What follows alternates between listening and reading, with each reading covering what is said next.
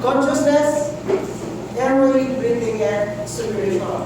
First, we're going to assess for consciousness. Ano sa meaning ng agpo? Ano meaning ng agpo? Alert, responsive to voice, responsive to pain, and responsive for unconscious. Okay. Okay. The victim is unresponsive. Help somebody call an ambulance. The victim is unconscious or unresponsive. Bibang immediately as I perform first aid. Okay, assess for airway. No possible obstruction, then assess for breathing and circulation. Locate cardiac pulse, look at the chest to rise and full. 1, 1002, 1003, 1004, 1005, 1006, 1007, 1008, 1009, 1010. Assess the victim's negative pulse, negative breathing. Somebody follow ambulance, the victim is under cardiac arrest. Bivak immediately and bring AED if available or possible. While I perform, bivak immediately while I perform CPR. Okay. Locate nipple line in between the one and inner hand. Underway, sideways process, 2 finger. Okay. Another one, sideways process, collarbone. Locate in the madaling makita, center of the chest or sternum. Okay, since this is a cardiac arrest patient, so we're going to perform CPR. 1, 2, 3, 4, 5, 6, 7, 8, 9, 10, 11, 12, 13, 14, 16, 17, 18, 19, 20, 1, 2, 3, 4, 5, 6, 7, 8, 9, 1. Forgot to put my mask.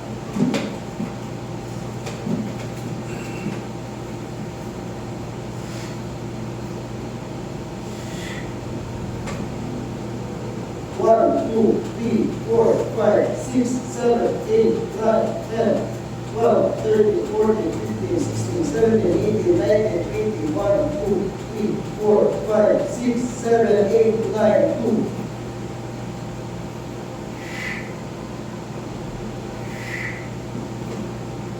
One, two, three, four, five, 6, 7, 8, 9, 10, 11, 12, 13, 14, 15, 16, 17, 18, 19, 20, 1, 2, 3, 4, 5, 6, 7, 8, 9, 3.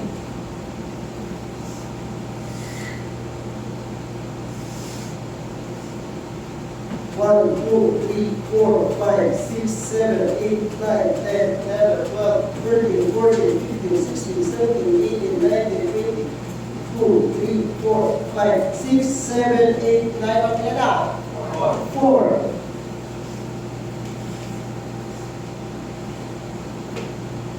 One, two, three, four, five, 6, 7, 8, 9, 10, 11, 12, 13, 14, 15, 16, 17, 18, 19, 20. 1, 2, 3, 4, 5, 6, 7, 8, 9, 5. After the 5 seconds, check for breathing and circulation. 10 seconds. 1, 1002, 1003, 1004, 1005, 1006, 1007, 1008, 1009, 1010. As for my secondary assessment, the victim positive pulse, negative breathing. The victim is under respiratory arrest. Somebody follow up ambulance. The victim is under respiratory arrest. Be back immediately as I perform rescue breathing. Position yourself. 1, 1002, 1003, 1001. 1, 1002, 1003, 1002. 1, 1002, 1003, 1003. 1, 1002, 1003, 1004. 1, 1002, 1003, 1005. 1, 1002, 1003, 1006. 1, 1002, 1003, 1007. 1, 1002, 1003, 1008. 1, 1002, 1003, 1009. 1, 1002, 1003, 1010. 1, 1002, 1003, 1011. 1, 1002, 1003, 1012. 1, 1002, 1003, 1013. 1002, 1003, 1014. 1002, 1003, 1015. 1002, 1003, 1016. 1002, 1003, 1017. 1002, 1003, 1018. 1002, 1003, 1019. 1002, 1003, 1020. 1002, 1003, 1021. 1002, 1003, 1022. 1002, 1003, 1023. 1002, 1003, 1024. So you start with the breath and end with the breath. Okay, 24 seconds, 1 ventilation and 25 seconds. Okay, after the seconds, check again for breathing and circulation. 10 seconds. 1, 1002, 1003, 1004, 1005, 1006, 1007, 1008, 1009, 1010. Okay. Sige, punta ko dyan. As I check, positive pulse, positive breathing. The victim is revived. Now it's time to perform to position the patient in recovery position. So, habang doon na recovery position and head to toe examination.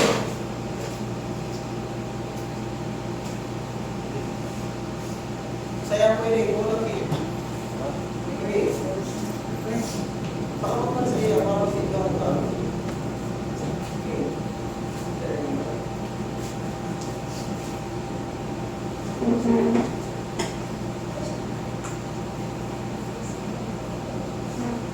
Okay. Yan, recovery position, na-revive na si pasyente. Recovery position kasi susubayan.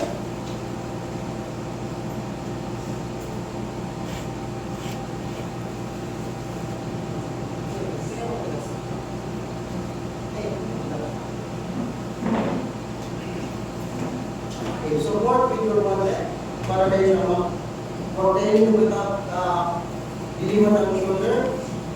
Kung lilipat ka mo ang bibig, then head to examination. First one is back of the head. No blood, no dots. Mayo siyang dugo, mayo dots. Ano ang dots? Ano si dots? Deformity, open wound or injury, tenderness and swelling. Okay, blood, the back of the neck, no blood, no dots. Spinal column, no blood, no dots. Bata, no blood, no discharge. Okay. Balik sa dati ang pasyente, relax. This is head-to-toe examination. Dapat makapain ng skull. Top of the head, no blood, no dots. Forehead is intact, no blood, no dots. Eyebrows is intact, no blood, no dots. Nose bridge is intact, no blood, no dots. No discharge. Cheekbone is intact, no blood, no dots. Ear. Ear, left, right. Right ear. No discharge, no C-set, no battle sign. Pag ang pasyente is may head injury, may pasa dyan, may malalatak dyan, may bruising dyan, and may magluluwas na CSF o cerebrospinal fluid sa talina and sa may dugo. Then,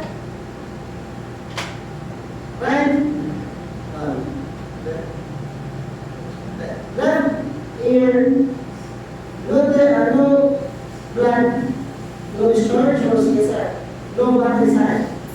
Okay, kamu ang mag-a-adjust, enjoy na ang ngayon ako siya dyan.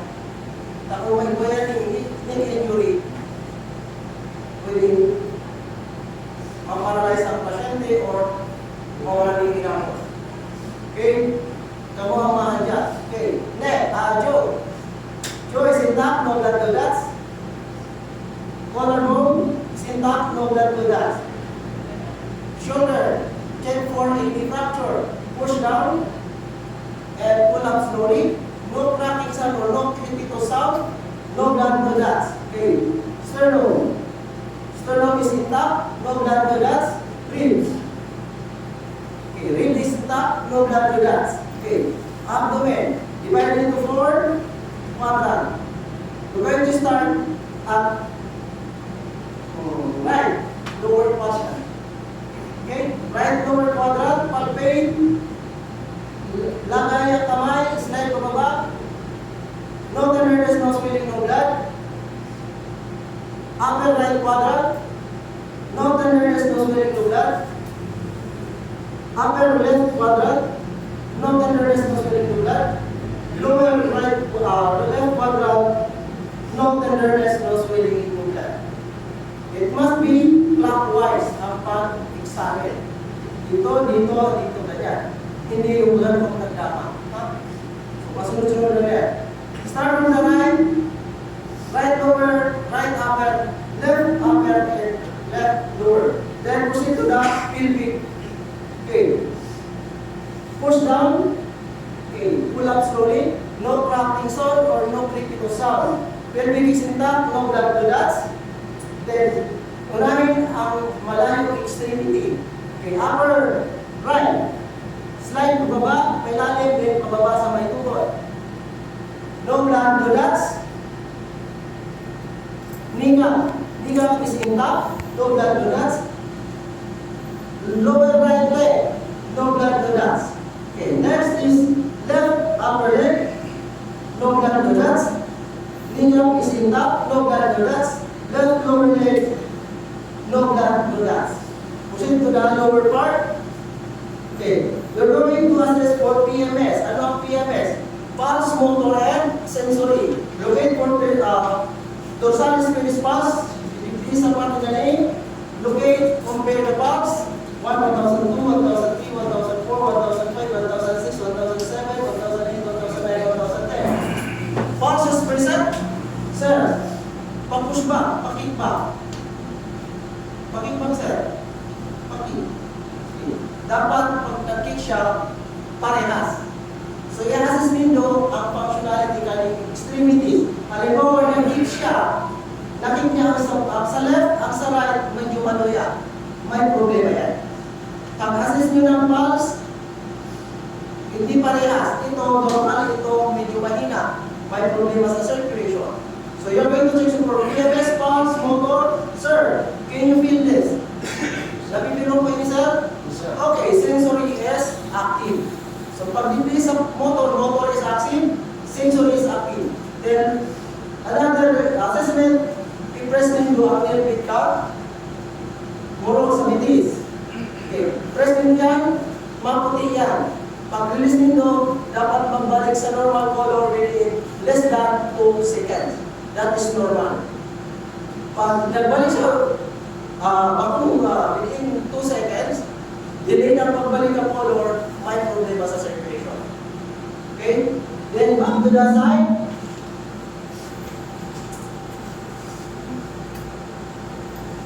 Okay. Right upper arm, no blood to guts. Elbow, elbows in top. Right forearm, no blood to guts. Fingers in top, no fracture, complete. Okay. Left, lower upper arm, no blood to guts. Elbow is in top. Left forearm, no blood to guts. Fingers complete, no fracture, intact. Then assess for PMS. Take the pulse. Compare the left and right pulse. 1, 1002, 1003, 1004, 1005, 1006, 1007, 1008, 1009, 1010. Pulse is present, normal. Both same. Sir, pag-grip ng takot ko. Pakumusta ng takot ko. Okay, iliman nito kung parehas ang pagka-grip. Okay. Motor is active. Can you feel the sir? Okay, sensory is active. Copy me.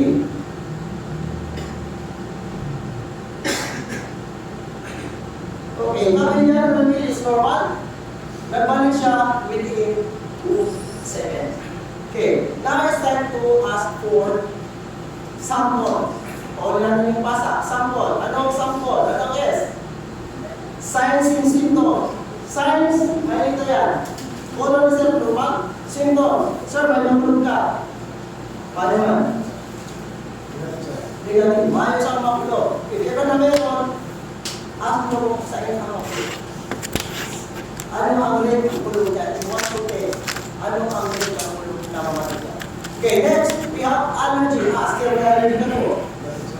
So, wala siyang allergy. If ever meron, ask kung ano allergy siya sa ano. Yung pagkakaan, sa bulong, o whatsoever, yung nakakapusing allergy sa iya. Next, medication. May maintenance na sir. May ininom ka, bago mag-disgrasya. Okay, wala sa akin yun. If ever meron, ask kung anong gamot yan, para sa anong gamot yan. Okay, next, pertinent past health history. Sir, ano nangyari sa inyo po nangyari before? So, nangyari sa inyo before, ano nangyari niya? No, sir. Okay, compare it, na-hospital ka na. No, sir. Okay, kung na-hospital na, anong cause ng hospitalization? Okay, next, last intake and output. Sir, ano yung pinakad? Magkakakulihan, ano sir ang pinakad? No, sir. Ano mo? Okay, ano mo? Nagsuwak, sir? No, sir. Okay, kumusta ang magiging mo? Okay, no, sir. Okay, normal. So, may problema naman. And last is event that led to injury. Okay, ano sir naging bilog-duman ko? Bakit nangyari sa inyo? Sir. Nagkaroon na lang, bilang ka na natumba. Yes, sir. Okay, ito ang nagbilog-duman niya bago nangyari sa ilang disgrasya. Okay, last is the FASA. FASA means personal information, age, sex, address, and contact number. FASA. Okay. Sir, ano kami pangalan mo? Anong pangalan mo? Alex, sir. Okay. Ilan? Dissemination, sir. Okay. Sex, ulit to us. Napakasiguro kita 3 times a day. Ha? Lalaki, sir. Lalaki. Sa 3 times a day ang simul sa ating pagkaroon ng sex. Okay. Male, taga sa rin? Nagka-Bilusan yun, sir. Dito sa inyo, Nagka-City. Naga City. Okay. May libanan ka, sir? Wala, sir. Okay. Maayos ang libanan. Ask the victim kung sir pwede na ilapit na tao na relatives niya na pwede kapugan para may maharap ang nangyari sa iya. Okay. Kung may libanan siya dyan, ito ang halaga ng contact number.